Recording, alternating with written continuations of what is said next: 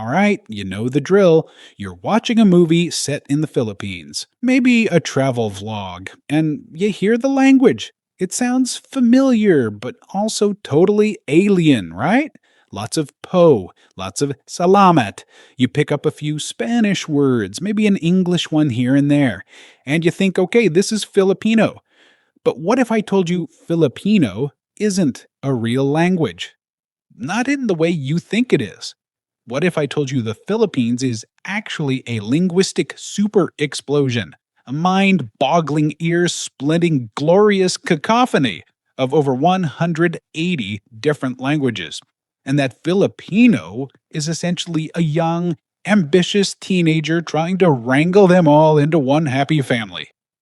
And what if I told you the story of how this language came to be is a tale of ancient migrations, colonial power, and a battle over identity that's still raging today? Forget what you think you know about language in the Philippines. This isn't just about words. It's about history, power, and the very soul of a nation. Stick around, because this is part 2 of the unifying lens, the Philippines. And this is the story of how they speak.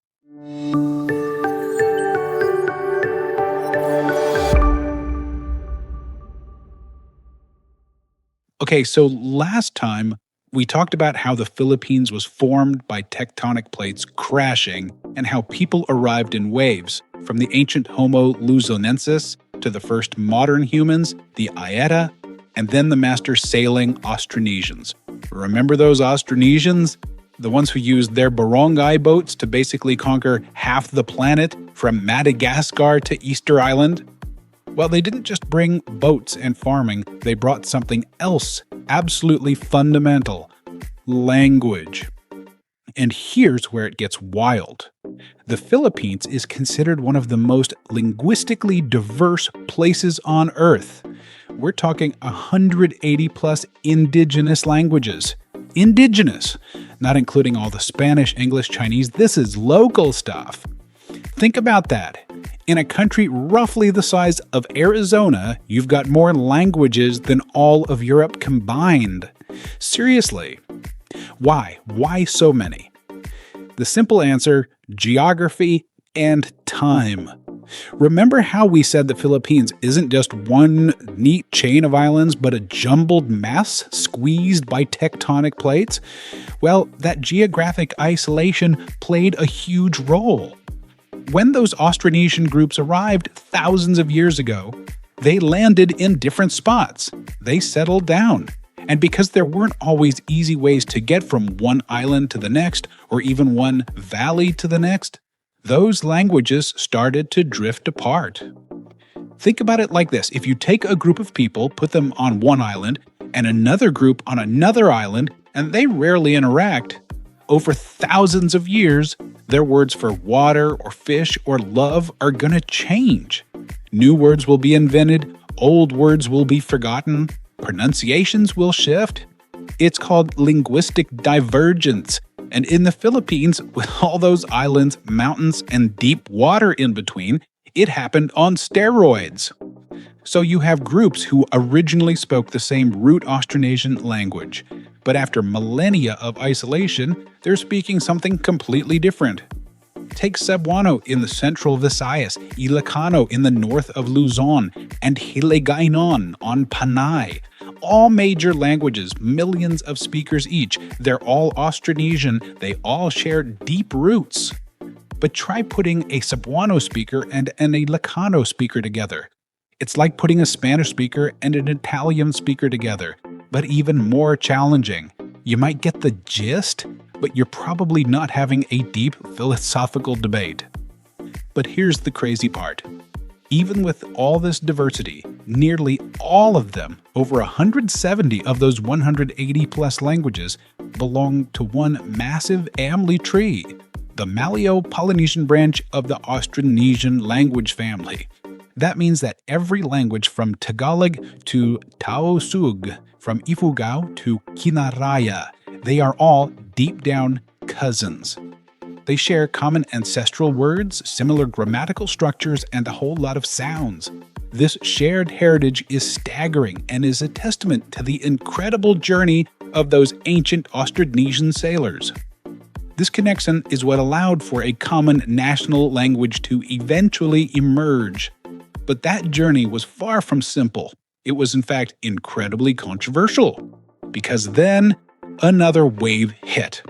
Not a tectonic wave, not a migration wave, but a wave of conquest. And with conquest comes language suppression. For hundreds of years, the Philippines was ruled by a foreign power, a power that wanted everyone to speak their language. And this wasn't just about communication. This was about control. Remember that. Control. It's key to understanding everything that comes next. Because when you take away someone's language, you take away a part of their soul. And the conquerors knew it. Now, before we dive into the battle for linguistic identity, let me just say that if you're enjoying this deep dive into the weird and wonderful origins of the Philippines, and you want to keep exploring these kinds of stories with us, then do me a huge favor. Hit that subscribe button right now. It helps us keep making these videos, and it means you won't miss out on part 3, where we talk about the incredible and often surprising origins of Filipino food. Trust me, you don't want to miss it. Okay, so the Spanish arrive, and they bring their language. And for 300 years, Spanish was the language of power, of government, of education, of the church. But here's a massive twist you might not expect. The Spanish didn't actually force everyone to learn Spanish. Not effectively, anyway. Why? Because the friars, the Spanish priests, actually found it easier to learn the local languages themselves. They learned Tagalog, Cebuano, Ilocano, and then used those languages to convert the locals.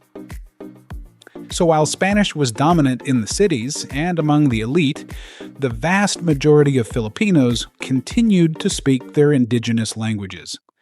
But it wasn't a total wash. Spanish did leave an indelible mark. Thousands of Spanish loanwords are now part of Filipino languages. Mesa for table, silla for chair, kumusta for how are you. They're everywhere. Then another shift. The Americans arrive, and they bring their language, English. And the Americans were much more effective at spreading their language. They established a public education system with English as the medium of instruction. They sent over thousands of American teachers, the famous the Thomasites. So now you've got a country with 180 plus indigenous languages, a layer of Spanish influence, and a new powerful layer of English. It's a linguistic layer cake, a complicated, delicious, sometimes confusing linguistic layer cake. But a country, especially a newly independent one, needs a unifying force. It needs a common tongue. So, how do you pick one language out of 180 plus without causing a massive uproar? This is where the real drama begins. All right, buckle up. Post-independence, the Philippines had a problem. They'd kicked out the Spanish, then fought off the Americans, eventually getting independence. They were a new nation, and they needed a national identity. A common language was crucial. But which one? The Philippine Constitution of 1935 declared that the National Assembly would take steps toward the development and adoption of a common national language based on one of the existing native languages. Based on one of the existing native languages. That's the key phrase, because it immediately ignited a firestorm. Imagine if in the US they decided to make a national language based only on, say, Texan English, or if in Germany they picked Bavarian. People would go ballistic. The top contenders were the languages of the largest groups: Cebuano, Ilocano, and Tagalog. And guess which one was chosen? Tagalog. The Institute of National Language in 1937 officially recommended Tagalog as the basis for the national language, and people were furious. Imagine being a Cebuano speaker, part of a huge linguistic group, and being told that the capital city's language is going to be your national language. It felt like favoritism. It felt like imperial move, just like the Spanish and Americans had done. This wasn't about choosing the best language. It was about power dynamics. Manila was the political and economic center, and its language, Tagalog, came with that influence. So the national language was initially called Filipino with a P. It was essentially Tagalog, but with a new name, an attempt to make it sound more inclusive. But the controversy never really went away. People still felt marginalized. They felt their own rich languages were being pushed aside.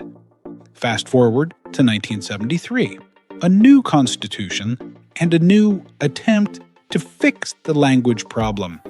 This time, they decided to be more inclusive.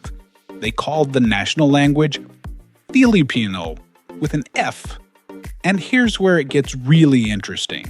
They defined Filipino not as just Tagalog, but as a language that would evolve and be further developed and enriched on the basis of existing Philippine and other languages. This was a genius political move, even if it's a bit fuzzy linguistically. It essentially said, okay, Filipino starts with Tagalog, but it's open to all the other Philippine languages and even English and Spanish. So, think of Filipino as a big, welcoming linguistic sponge. It absorbs words from Cebuano, from Ilocano, from English, from Spanish. It's a national language that's still forming. It's a work in progress.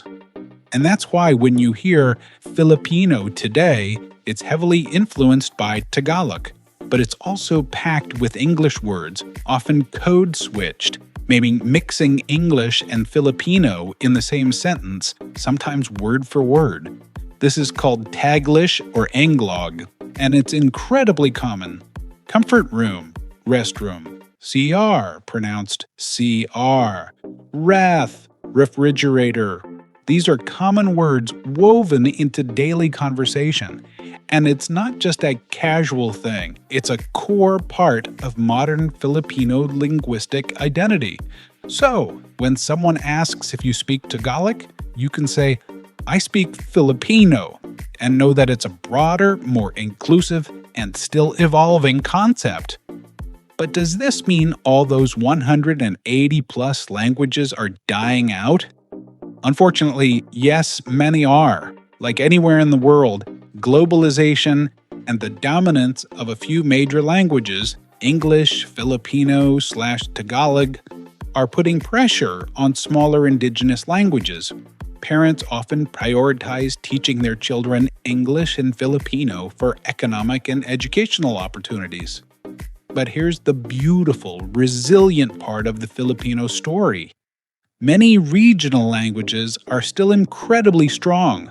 Cebuano, Ilocano, Hiligaynon, Bicolano, Waday-Waday. Millions of people speak them as their first language. And there's a growing movement to preserve and promote these regional languages, ensuring they don't fade away. Because language isn't just about communication, right? It's about culture. It's about identity. It's about history. And the history of Philippine languages is a history of resilience. So, what's the big takeaway from this linguistic roller coaster? The Philippines isn't just a collection of islands. It's a cacophony of voices, a living, breathing testament to ancient migrations, colonial pressures, and an ongoing national debate about identity. The origin of language in the Philippines is a story of ancient diversity, over 180 languages, all cousins from the same Austronesian family tree, scattered and evolved by the archipelago's unique geography. Colonial imprints. Spanish left thousands of words, English built an educational foundation, but neither fully extinguished the indigenous tongues. A national compromise, the creation of Filipino, an evolving, inclusive national language that attempts to unite the diverse voices under one banner, while still honoring and often incorporating their unique contributions. The lesson here is profound. Language isn't static. It's a living, breathing entity. It's shaped by geology, by migration, by power, and by the daily choices of millions of people. And the Filipino language, in all its varied forms, is a perfect reflection of the Filipino people, resilient, adaptable, diverse, and constantly evolving. It's a language that says, we are many, but we are also one. And speaking of evolution, what about the food? How did a place that was built by volcanoes and settled by ancient sailors develop such an incredible, unique, and often surprising cuisine? What role did those same waves of migration and colonization play in shaping what ends up on a Filipino plate? That, my friends, is the mouth-watering story for part 3. Whew, that was a lot to chew on. Did you know there were so many languages? Or that Filipino was still evolving? Or that barangay meant boat? Let me know what surprised you the most in the comments below. I love hearing your insights. And if you're ready for more deep dives into the heart of the Philippines, don't forget to like, subscribe, and ring that bell so you don't miss part 3, The Origin of Food. This has been The Unifying Lens. Thanks for watching. See you next time.